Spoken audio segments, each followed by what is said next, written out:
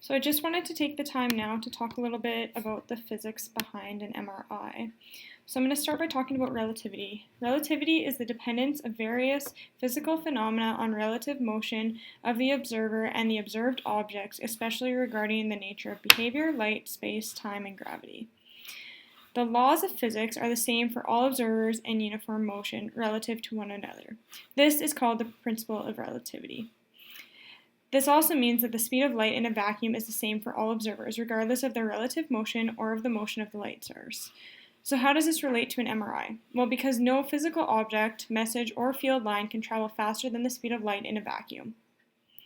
In quantum mechanics, that is the branch of mechanics that deals with mathematical description of the motion and interaction of subatomic particles, incorporating the concepts of quantization of energy, wave-particle duality, and the uncertainty principle, and the corresponding principle. So now I'm going to talk a little bit about an MRI. So an MRI uses protons that are abundant in the human body. It also uses a magnetic field to orient the position of certain nuclei in the body. The primary nuclei used to do this in the body is from the hydrogen atom.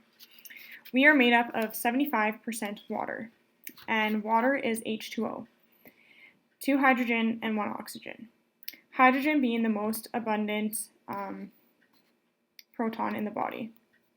So a radio wave excites a proton, which resonates and emits varying signals, which are digitized and displaced as images on the MRI screens. When a tissue is damaged, a different signal is given off, and a different image is created. Patients are not exposed to ionizing radiation during MRI scans, unlike X-rays and CT scans. So like I mentioned, an MRI uses protons. These protons spin and they create a small magnetic charge. If we introduce a strong magnetic field, like in an MRI machine, I'm going to use my picture now. So in this picture you can see the MRI machine. And it's around the body, so that's the powerful magnet that I have labeled there in the picture.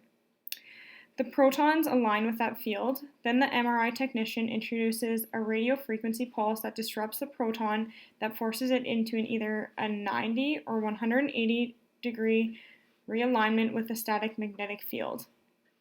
When this pulse is turned off, the protons realign with the magnetic field and release electromagnetic energy. An MRI detects this energy, and the MRI can also detect the tissues based on how quickly this energy is released after the pulse is turned off. So that's my little short description on the very basic principles of physics, relativity, and quantum mechanics behind an MRI.